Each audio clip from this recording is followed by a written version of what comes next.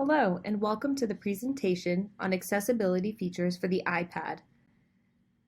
Today, we will be going over various different features available on your iPad to support you and your students with various different needs from vision, hearing, and learning, as well as fine motor. The presentation today does not include a full list of accessibilities. At the end of the presentation, there is a resource link to the Apple website where you could explore further accessibilities available on the iPad. Today, we will begin by exploring supports for vision. The display and text can be modified in size, color, and contrast, and a magnification can be implemented. Let's begin with exploring these options. The first place we need to go to access our accessibility features for vision is in Settings. From Settings, we will scroll down on the left-hand side to Accessibility, and we will first click on Display and Text Size. As mentioned, we can modify the text in size, and we can do that in several ways. If we go down to not only the first toggle, which is to bold the text, you can see by selecting that toggle on, my text gets brighter and bolder. But if I need to make the size of my text larger, I go to the second option here. It's toggled on, and now I can increase the size of my font by using the slide bar below.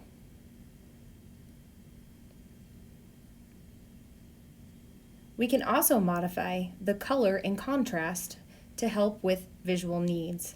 So if we need to increase the contrast on our screen, we can go down right here to increase contrast and toggle that on, and we get a darker contrast on our screen. We can also go down to the bottom to color filters, and this is where we can apply various different color filters. So by toggling this on, you'll see we have several options. The first is grayscale. This will eliminate color from the screen completely. Then, if you pay attention to the colored pencils above, it will show you what this will look like. So here we have red-green filter, green-red, blue-yellow, and we can apply a color tint. And of course you can modify the intensity of this tint here on the bottom. You can also modify the hue of the tint as well. So these are just a few options on how to modify the size of the text and the color. Some of our students may require the support of zoom or magnification. So by clicking above display and text on zoom and toggling this on, we are now given a box as you see over here on the left-hand side. And when I hover over my screen with this box, you will see that it magnifies what is underneath the box. If I need to make this magnification larger or smaller, I can do so with the slide bar below. So I can pull this down here, or I can toggle it larger. And this can be done all by toggling on zoom. If you want that to go away, you simply toggle it back off. We can also modify our screen by going to Display and Brightness. From here, we can modify it to be light or dark. This can also be turned on to be done automatically depending on the light in the room. You can change the tone of your screen to be brighter or darker. The night shift does the same from the light to the dark. It just does it on a schedule that you can personally input, and then you can change the warmth of your screen from here as well to add a little bit of a different color option and contrast. As mentioned in the accessibility features, the text size can also be modified here under display and brightness in the same manner that it was under accessibilities, where you can slide it along the bar here. It's located in two different places. And then the option to zoom in through zoomed, so that all of your displays, your apps, and any features on the iPad are displayed in a larger font, or you can leave it at standard. Now that we've discussed accommodations for visual support, we're going to move on to supports for motor skills, including touch accommodations, switch control, voice control, the home or top button, and the keyboard options. Now that we've covered the top section, which is vision accommodations and accessibility features, we're going to go to the second options, which are physical and motor accessibility features. And we're going to start on the top row for the touch options. So there are many ways to accommodate our students and their various different motor skills and abilities. And the first is through how they access the screen via touch. So we can modify several different things within the accessibility features here. So if we start with this top one, which is assistive touch, if we toggle this on, we're going to get a menu or a square with a circle that populates right here on the right-hand side of the screen.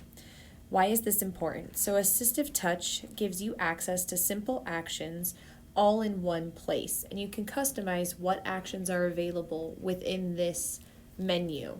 So when I select my assistive touch menu, these are the default or current settings that are within. So I can access my notification center, my control center, my home, or my device. So all of this can be done by turning on assistive touch, and you can customize this within this customization section here. You can add more icons, you can take away icons, and you can continue to modify this however it will work best for you. So if your student wants quick access to their camera, you could turn that on right there. Now that's done. If I come back out and I touch my assistive touch menu, you can see I now have quick access to my camera. So this can be a great way to give your students access to quick buttons just at one location for simple access. So that's assistive touch. Staying here in assistive touch, we can modify our device, our mouse, all of this down here. We can change our dwell times, and we can modify a lot of features within how we access it. But I did want to go over one other thing right here, which is the gestures. So from my assistive touch, you'll notice that I have gestures right here on this bottom left-hand corner. If I click on that, you can see I have a 2, 3, 4, or 5 finger option. Now, why is this important? If some apps require us to click or drag or do specific things, but our student maybe doesn't have the physical ability to do that, for example, if my student uses all 5 fingers to access the iPad, but the app really only allows a 2-finger drag or tap, then I can select 2-finger, and even if my student has all 5 fingers on the iPad, it will just act as if there are 2, giving my student access to a 2-finger tap, even if they're not able to physically do a 2-finger tap. So you can modify this right here within gestures. And the really cool part is we can customize our own gestures within how we can access our app. So right here down on create new gesture, if your student is able to swipe or pinch or maybe circle, you can create a new gesture that will function as a tap, and you can assign that here in new gesture. That will now live in your assistive touch menu under the custom option. So this is a great way to give our students access at their level and ability. Okay, actually I'm going to turn my assistive touch off and I'm going to come back out here. So if we go down to the third option of touch accommodations, this is where you can make all those modifications for how your student taps, whether it's a single tap, a double tap. If your student has a tremor, you may want to ignore repeated taps right here, and you can click how long of a duration we want to ignore those repeats for. If your student tends to rotate and move the screen a lot, you may want to drag down from the top menu and turn on lock screen rotation so that their screen doesn't rotate every time they move their iPad. So this can all be done here under touch accommodations.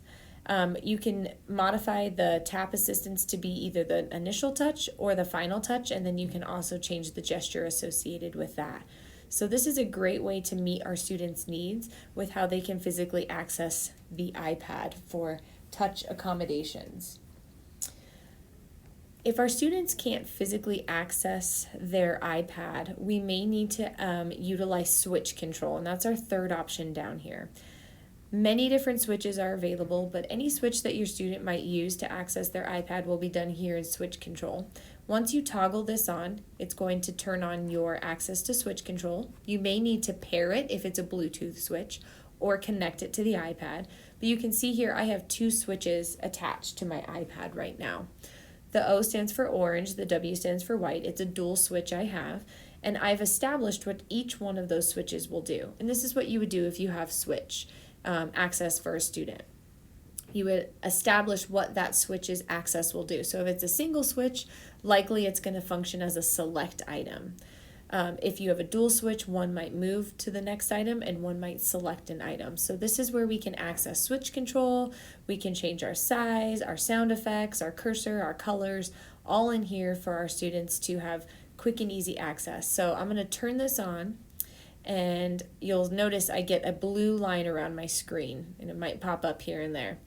What I am going to do is come down to larger cursor, and you can see the line is blue, but I can modify it to red, yellow, green, orange. So you can come in here and really decide how your student is best going to access the screen. I'm going to go ahead and turn that off so it doesn't flash the whole time.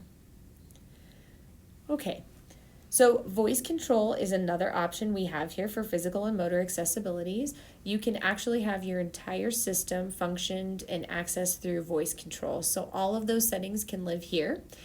You can come in, you can set it up, you can customize vocabulary, and you can control your entire iPad with your voice. This top button option may look different on your screen if you have an iPad with this circle home button on the bottom. I have an iPad Pro, so mine is the top button.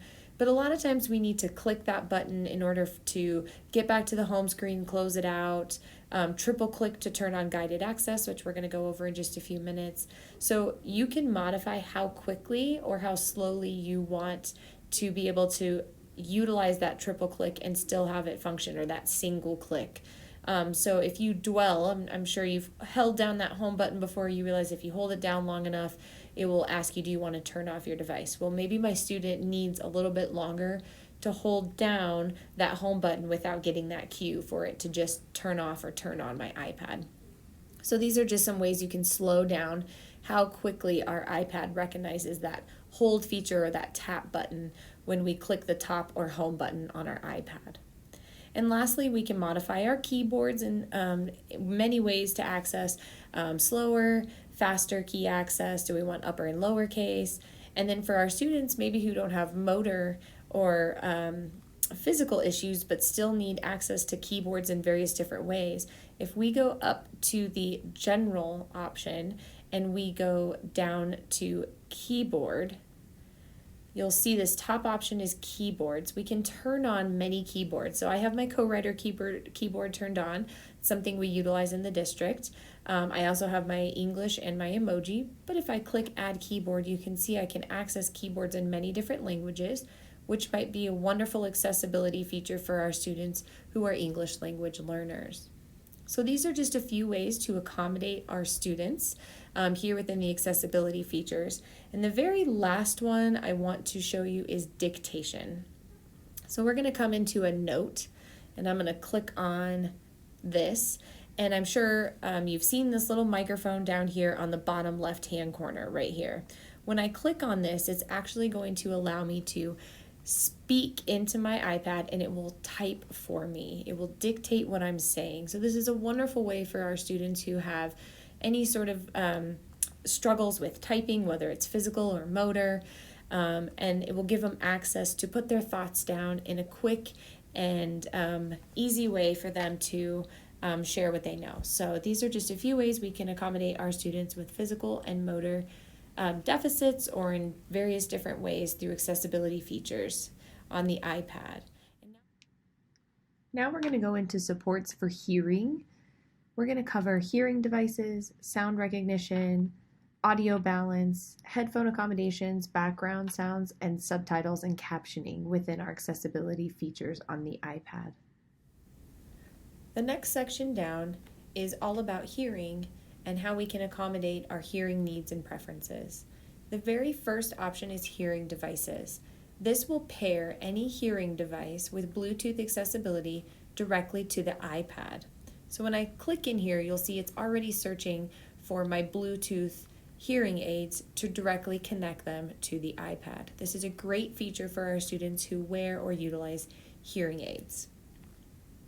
Sound recognition is an interesting and new feature here on our iPad that will recognize background sounds such as bells, phones, babies crying, to notify you when it recognizes an external or environmental sound that you may need to be notified of. So if you have a student who directly connects their hearing aids to the iPad and maybe doesn't hear the bell when it rings, it would notify them that the bell is ringing on their iPad if they had sound recognition turned on. Audio and visual. You can connect headphones to your iPad with accommodations.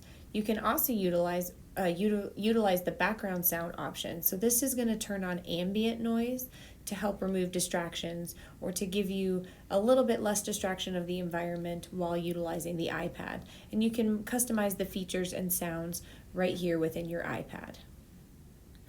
Just below background noise, you will also have the option to turn on mono audio, which will allow the left and right speaker to play the same content. You can change the balance of this here with the toggle on the bottom by dragging it left to right. And you can turn on your LED flash for alerts if you need that external cue for any alerts on your phone. And lastly, we can turn on subtitles and captionings so that all of our audio is also given in text form on our device for accessibility features for hearing. For our final section, we'll be moving into supports for learning. This includes the use of clocks, calendars, reminders, predictive text, dictation, guided access, and restricting websites. Many of the accessibility features for learning live outside of our settings. These include the use of a clock. So if we click here on our clock, you see we have access to alarms, stopwatches, and timers, great for helping our students maintain focus and staying within a expected timeline for work. We have the option to put things in the calendar for day, week, month, or year to help our students stay organized. We can set reminders that will cue them when things are due or when they need to transition to the next class or next activity. This is a great way to give them a visual reminder that it's time to move on to their next task. We can also utilize predictive text. This helps with accuracy and speed, and this lives right here on the top of the bar. As you can see that I typed in TH and it's predicting the and they. This is great for giving our students access to vocabulary and helping them stay on task. And then utilizing the dictation feature, which we discussed earlier as well when we talked about keyboards, down here in the bottom left-hand corner. The other two accessibility features for learning are guided access and restricting websites, and those are within our settings. So guided access lives down here in accessibilities. So if I select accessibilities and I scroll all the way down to the bottom, I will have guided access. Now yours will be toggled off and look like this. Simply toggle it on, and the very first thing you want to do is select passcode setting. And you're going to want to set a guided access passcode. So I'm going to enter my number now. It's going to ask me to confirm that same number. I now have a passcode set for my guided access. That's an important number to remember because once you're in guided access, you'll need that passcode to get it out of guided access.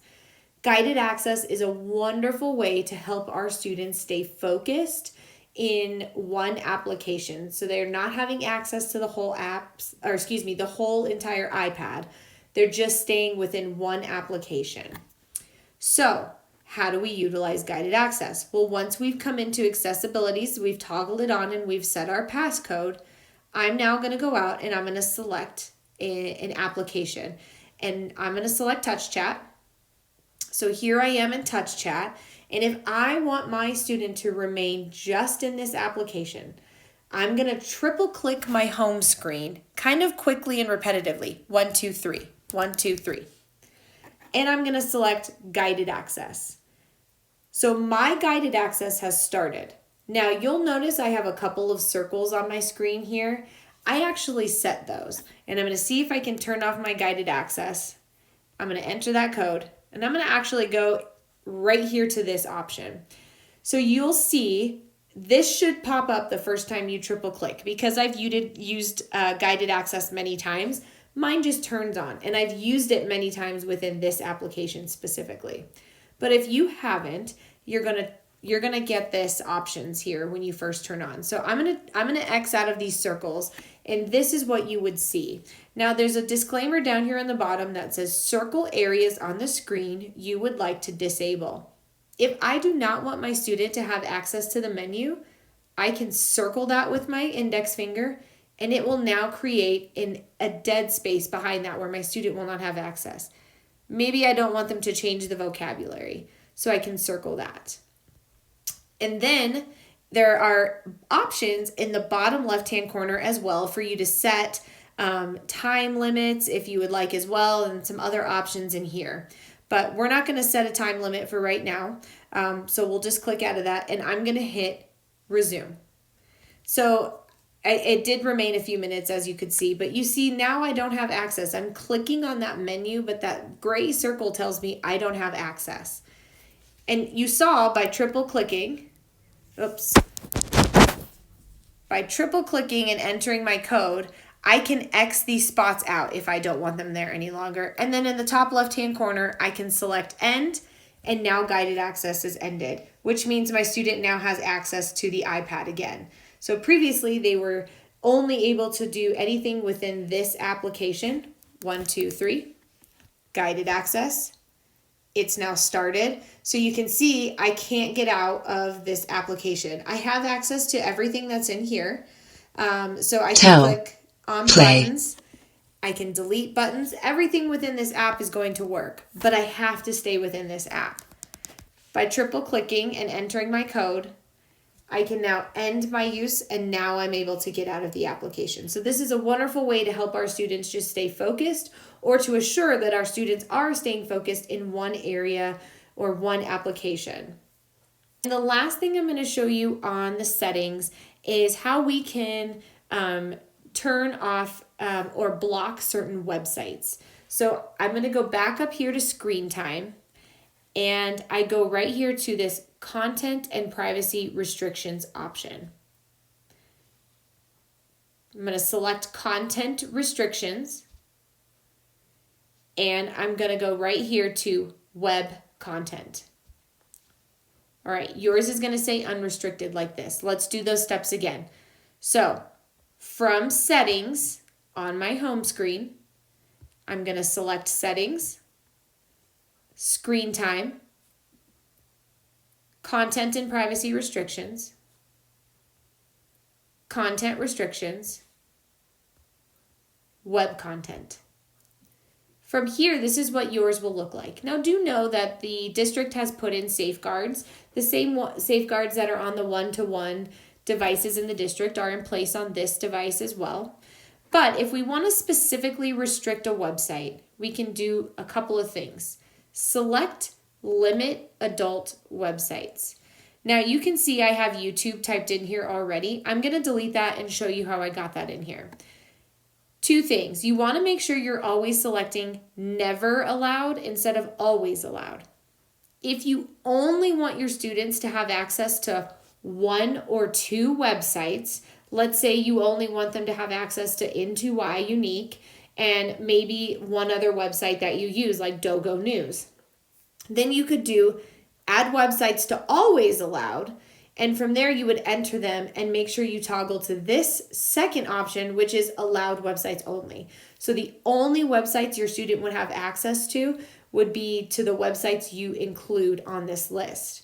But let's say you just need to restrict one website, and we know YouTube can be a little bit of a distraction to our students. So let's say we want to limit our students from getting on YouTube. So this is where you're going to go to never allowed, and you're going to select add website, and you're going to type your website in here. You can copy it from the URL on the web as well. All right, now that I've entered YouTube, let's go into Safari, and you'll see immediately YouTube is a restricted website. But if I select up on the top and I type in intowhy.com, it allows me to have access to this website because it is not on the list of restricted websites. If I want to remove that, I simply swipe to the left and click delete, and immediately I will now have access to YouTube. So initially I didn't, it was on the list, and now I have access. And the same thing will happen if I come in right away and I add YouTube back to my list. I will immediately lose access to YouTube. It will kick me out, and it's now a restricted site. So just know that there's two options there. You can limit your students to the websites that you only want them to have access to, or just limit a few websites that you don't want them to have any access to. Thank you for joining us today for the webinar on iPad accessibility features. Below are several resources you may find helpful. As mentioned in the beginning of our training, there are many more accessibility features that were not covered today. You can find a list of those features by following the link to the Apple support page below. There's also a link to a wonderful video from the Tech Department on guided access, and several helpful documents including visual step-by-step instructions for guided access and restricting websites. The final resource is a wonderful article on how to reach all learners using accessibility features on the iPad from Apple. We thank you for your time.